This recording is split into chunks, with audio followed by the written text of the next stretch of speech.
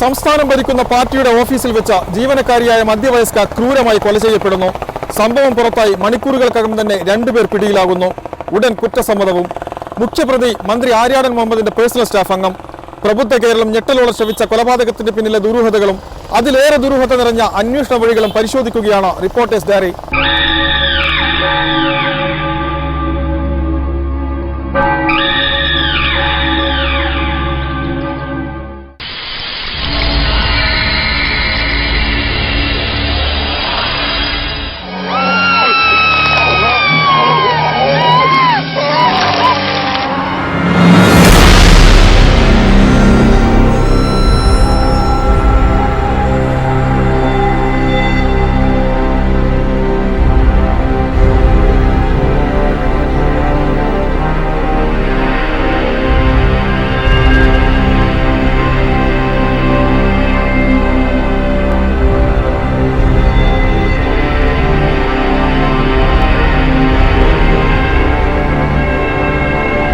മാസം 5-ന് പതിവ് പോലെ രാവിലെ 8:30 കോവിലകത്ത് മുറി ചിറക്കൽ രാധ വീട്ടിൽ നിന്നും ഇറങ്ങിയത്.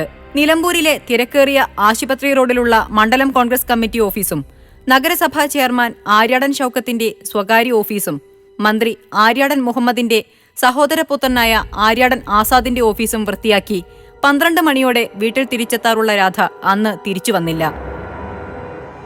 ഏറെ കാത്തിരുന്നിട്ടും കാണാതായപ്പോഴാണ് സഹോദരൻ ഭാസ്കരൻ മന്ത്രിയുടെ പേഴ്സണൽ സ്റ്റാഫ് അംഗം കൂടിയായ ഓഫീസ് സെക്രട്ടറി ബിജു നായരെ വിളിച്ച് കാര്യം പറഞ്ഞത്. ക്ഷേത്രത്തിൽ പോകാനുണ്ടെന്ന് പറഞ്ഞതായും അതുകൊണ്ട് പേടിക്കാനൊന്നുമില്ലെന്നും പറഞ്ഞ് ബിജു സമാധാനിപ്പിച്ചു.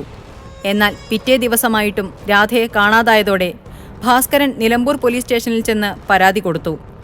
സ്വന്തം നിലയിലും ഭാസ്കരൻ അന്വേഷിച്ചു. അതിനിടയിൽ 9-ാം തീയതി 4 മണിക്ക് പടിഞ്ഞാറ്റുമുറി ചുള്ളിയോട്ടുള്ള ഉണ്ണിക്കുളത്തിൽ മോട്ടോർ പമ്പ് നന്നാക്കാൻ വന്ന തൊഴിലാളി കുളത്തിൽ ചാക്കിൽ കെട്ടിയ നിലയിൽ മൃതദേഹം കണ്ടെത്തി.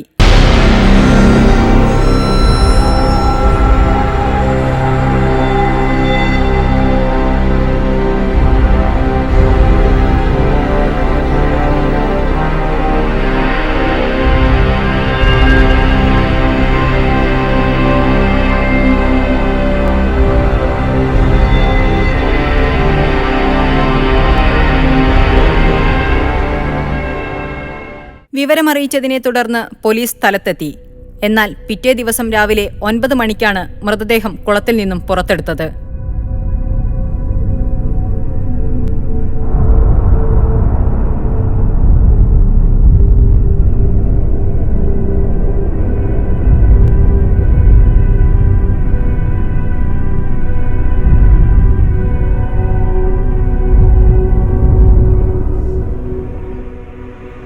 അന്ന് ഉച്ചയ്ക്ക് 2:30 തന്നെ ബിജു നായരും സുഹൃത്ത് ഷംസുദ്ദീനും പോലീസ് കസ്റ്റഡിയിൽ. ഇവർ കീഴടങ്ങിയതാണോ അതോ പിടികൂടിയതാണോ? പിടികൂടിയതാണെങ്കിൽ എവിടെ വെച്ച്?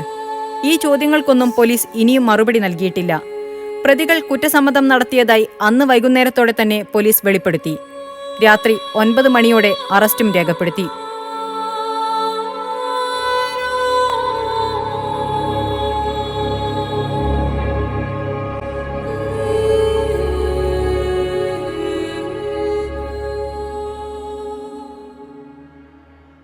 മറ്റൊരു സ്ത്രീയുമായുള്ള തന്റെ അവിഹിത ബന്ധം രാധ കണ്ടുപിടിച്ചതിന്റെ പേരിലാണ് കൊലപ്പെടുത്തിയതെന്ന ബിജുവിന്റെ മൊഴി പോലീസ് തന്നെ പുറത്തുവിടുന്നു. തുടർന്നുള്ള പോലീസിന്റെ ഓരോ നീക്കങ്ങളും സംശയാസ്പദമായിരുന്നു. കോൺഗ്രസ് ഓഫീസിൽ വെച്ചാണ് കൊല നടത്തിയതെന്നും പ്രതി മന്ത്രിയുടെ പേഴ്സണൽ സ്റ്റാഫ് അംഗമാണെന്നും അറിഞ്ഞതോടെ ജനരോഷം ആളിക്കത്തി.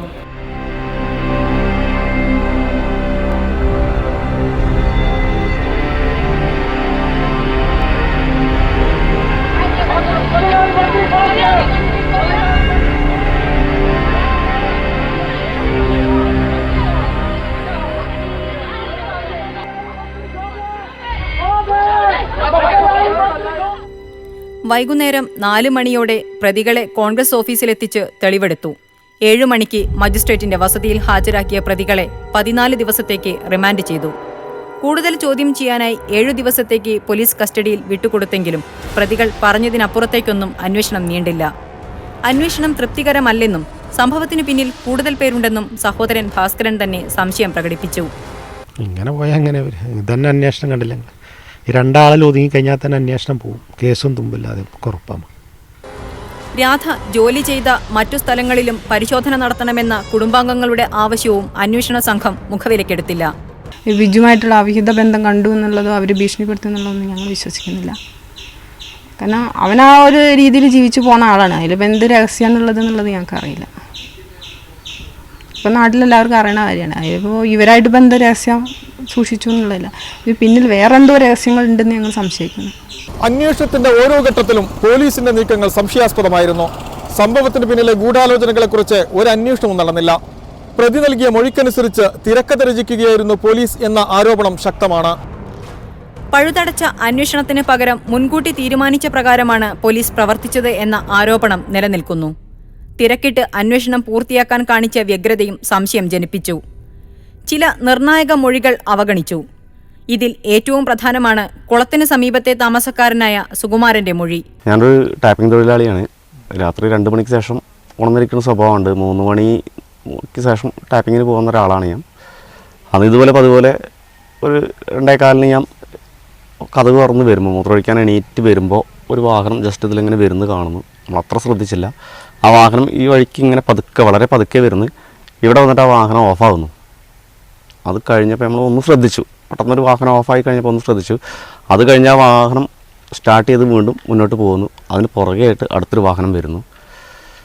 അങ്ങനെ 2 വാഹനം ആ സമയത്ത് ഇതിലെ അങ്ങോട്ട് കടന്നു പോയിട്ടുണ്ട്. അത് കാറാണെന്നുള്ള നിഗമനമാണ്. അല്ലെങ്കിൽ പിന്നെ കളറൊക്കെ ചോദിച്ചു കഴിഞ്ഞാൽ പിന്നെ വൈറ്റിനോട് സാമ്യമുള്ളൊരു കളറാണ്. എന്താണെന്നുള്ള കറക്റ്റ് അറിയില്ല. അങ്ങനെ 2 വാഹനം ഇതിൽ പോയി ഒരു 15 മിനിറ്റ് ശേഷത്തിന് ആ വാഹനം തിരിച്ചു പോയിട്ടില്ല.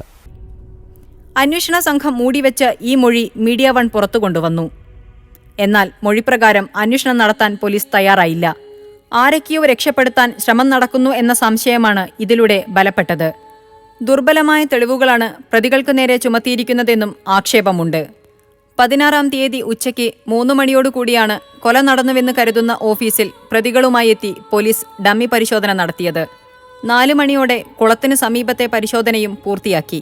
ഒട്ടും വൈകാതെ 4:30-യോടെ IG വാർത്താസമ്മേളനത്തിൽ കൊലപാതകത്തിന് പിന്നിൽ മറ്റാർക്കും പങ്കില്ലെന്നും കൊല നടത്തിയത് കോൺഗ്രസ് ഓഫീസിൽ വെച്ച് തന്നെയാണെന്നും പ്രഖ്യാപിച്ചു. ഒരുപാട് ചോദ്യങ്ങൾ ബാക്കി നിർത്തിക്കൊണ്ടാണ് പ്രമാദമായ രാധാ വധക്കേസിന്റെ കുറ്റപത്രം പോലീസ് തയ്യാറാക്കുന്നത്. സംശയങ്ങൾ നിലനിൽക്കുവോളം സംസ്ഥാന പോലീസിന്റെ കുറ്റാന്വേഷണ ചരിത്രത്തിൽ നിലമ്പൂർ രാധ കൊലക്കേസ് അന്വേഷണം ഒരു കളങ്കമായി നിലനിൽക്കും. നിർഭയ കേരളം എന്ന പ്രഖ്യാപനം കൊണ്ട് മാത്രം കേരളത്തിലെ സ്ത്രീകൾക്ക് നിർഭയത്വം ലഭിക്കില്ല എന്ന പാഠവും. രാധയുടെ കൊലപാതകത്തിന് രാഷ്ട്രീയ നിറം കൈവരുന്നതിന് കാരണങ്ങൾ പലതുണ്ട്. കൊല നടന്നത് അധികാരവും സ്വാധീനവുമുള്ള നേതാക്കൾ വാഴുന്ന പാർട്ടി ഓഫീസിലാണ്. സത്യസന്ധമായ അന്വേഷണം നടത്തിയില്ലെങ്കിൽ യഥാർത്ഥ കുറ്റവാളികൾ രക്ഷപ്പെടും എന്നുറപ്പാണ്. ഈ ആശങ്ക ബലപ്പെടുത്തുന്നതാണ് നിലമ്പൂരിന്റെ രാഷ്ട്രീയ ചരിത്രം.